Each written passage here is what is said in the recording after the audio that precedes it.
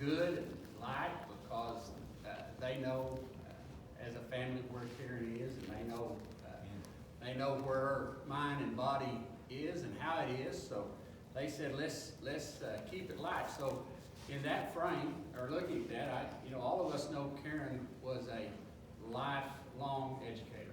All of us know that Karen had 30 years in education.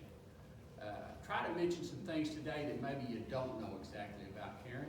When I first came, the very first, 1984, by the way, the last time I spoke before people, Victor Lazama's wife told him that I'd been here forever. Well, it hadn't been forever. It's only been 35 years. So, anyway, see, you're never going to live that down. I got you again. But, and as I look at what I'm going to talk about, Alvin's on the Board of Education now. So, Aubrey, as I pulled all of the discipline records, it's all on you today. I'm sorry. There's not any records left, Aubrey. I burned them all. 2001. No. But that being said, I will try to keep it to where we learn a little bit more about Karen.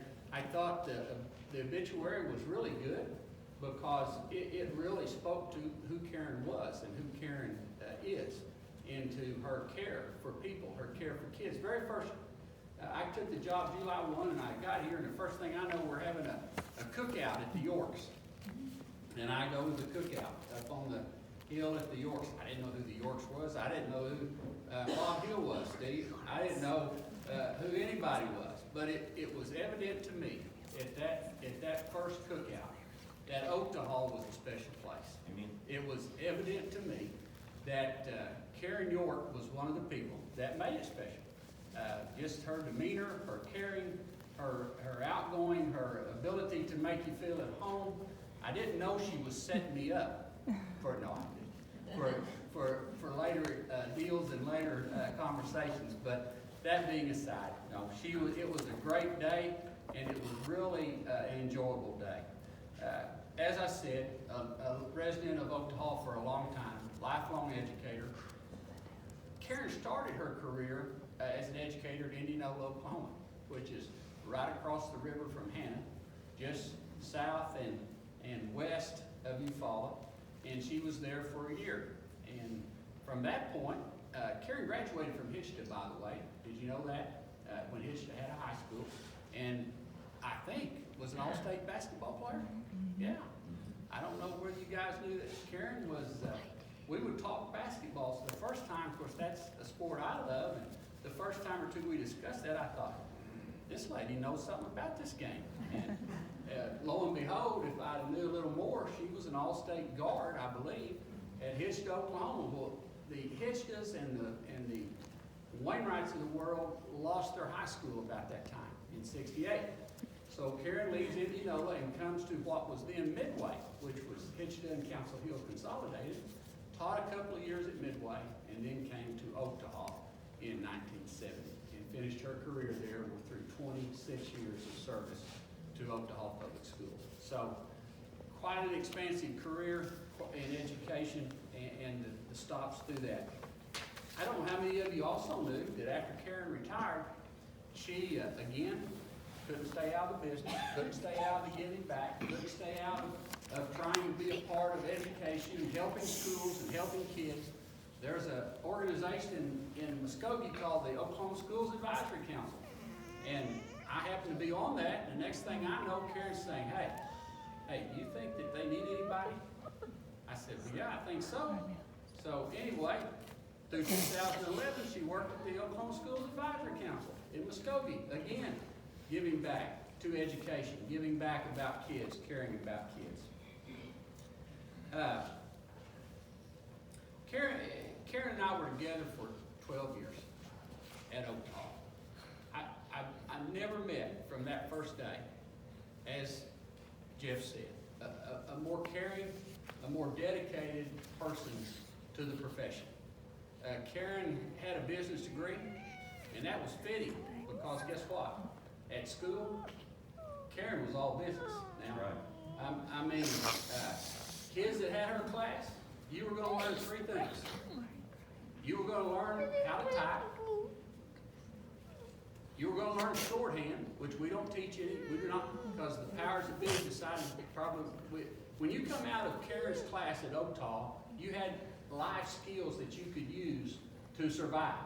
You had life skills that you could use to get a job, or life skills that you could use to go on to the next level of your education.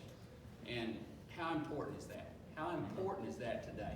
So, I had one ex-student today tell me, hey, when I came out there, I could use a 10 key. Well, if you said 10 key to students today, I'm sure that most of them would look at you like, I have no idea what that is. what's that? So, when you came out of Karen Gord's class, you were able to use the skills that she wanted you to know, and skills that, I can remember, I had one tell me today, said the first electric typewriter, she was so excited. Because they all had manuals. And there was one, and you got it was 2 weeks a person. You got to spend 2 weeks on the electric. Everybody else, then you were slinging that manual. But Karen was excited about that because she had one. I'm proud to tell you that when I don't know if you could, do we have a typewriter still at school?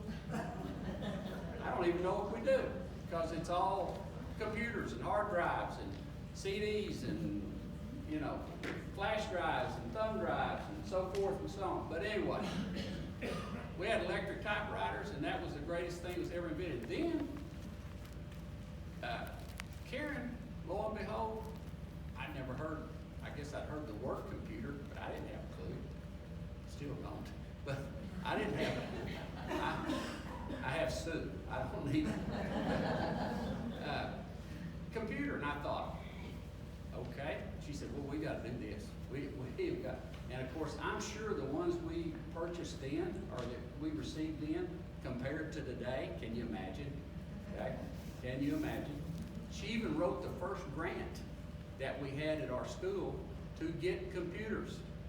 And I'm thinking, well, I'm glad I didn't have to buy them because they won't be around long. Okay? Anyway, my point being, always on the cutting edge of what's new. How can we help our kids? What can we do to make us better? What can we do to make Oaktal better? What can we do to make our curriculum better? What can we, always on that edge. So when I say business in a major and business in a personality, I'm telling you the truth, because it was always wanting to take that next step to make us a better place to be at Oaktal School. I would say this word, I've got it highlighted here, floppy disk. Yeah, everybody says, huh? Well, back then we started out with a floppy disk, and it was like a little record player a little record about this, and it was floppy. So, and you try to store data on it and so forth and so on.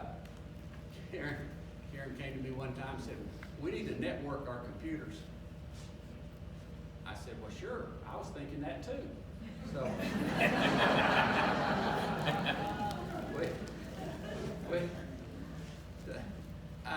I never saw anybody as disappointed in the fact that the technology was not up with Karen Gord.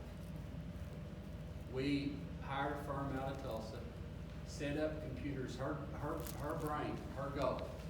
I'm going to teach the class from one computer, and everybody else can see what I'm doing. Not a big deal.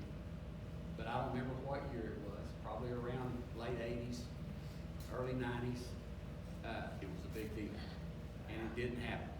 And we tried and tried and tried. The programs just wasn't developed enough to handle that many. Never seen anybody. I thought her best dog had either died, got run over, or we lost somebody over the weekend because she was, and look, not disappointed for her, disappointed for our school, disappointed for her kids, disappointed for what we could do and be. Along about that time, I'm a young superintendent. I'm 28 years old. Okay, you can count that up, 35. In 28, 63, I just turned 64. But anyway, I'm a young superintendent.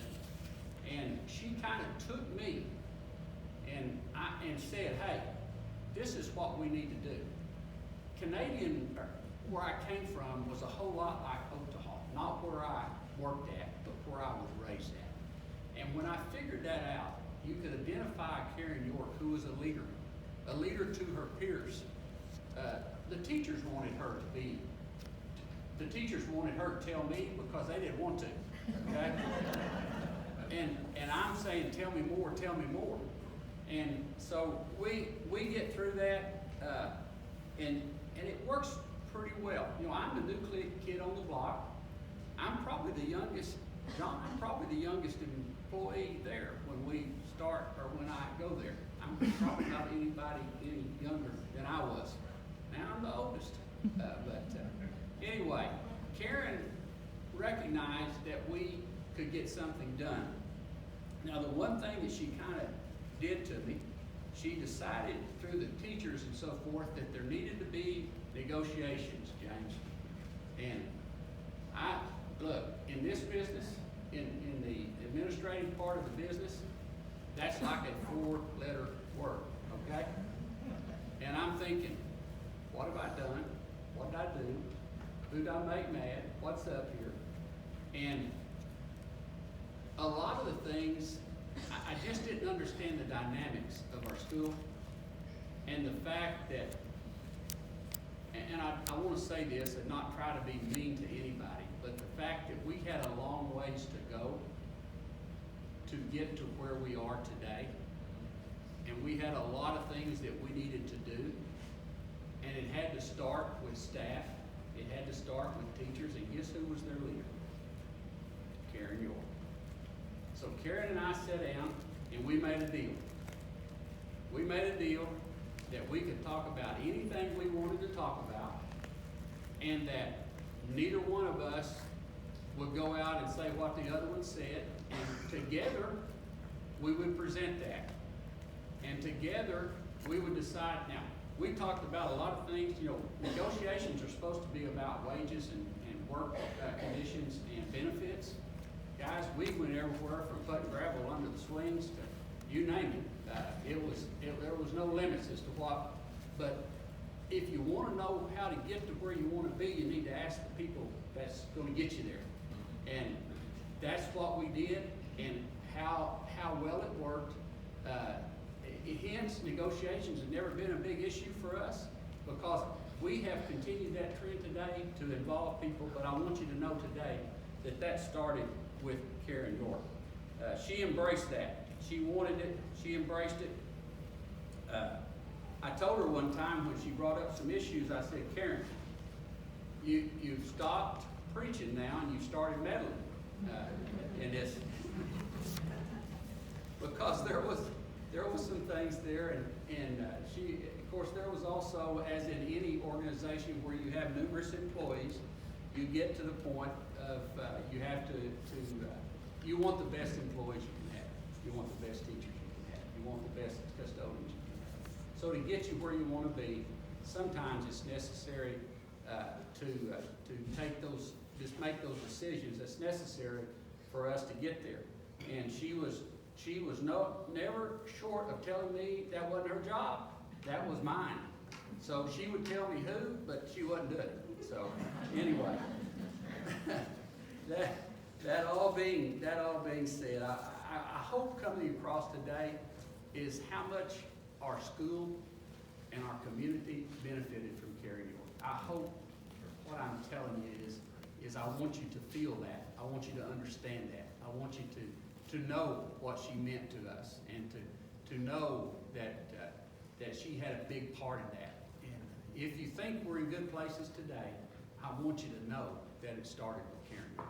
That's what I want you to know. If you don't understand anything else, understand that. She was caring, responsible, respectful, and demanding. That's about 3 or 4 words that I used to evaluate that. I've got today, as I told you at the beginning, I believe Karen has a new mind and a new body. Yes. I think that all is good in Karen's world. Now, in my prayers that I've been sending up, I've tried to let Jesus know what a kind and caring person that Karen York is. I've also tried to give him a heads up, just in case they have negotiations up there. Why are you laughing? Because she will organize them, and they will. I say that jokingly, but I also say that seriously. I want you to know what I believe also today before I sit down. In closing, I'm sure you're done with me. In closing, I want the family to know, all of you to know, how much I and Otaha School loved and cared for Karen York. I know, because she told me, that through the years she was proud of where we are today, our school and our community, and that I want you to know, as I've already said, she had a big part in getting us where we are today. So, thank you again for letting me speak today. Thank you again for letting me tell you what I think of Karen York. Okay? Thank you.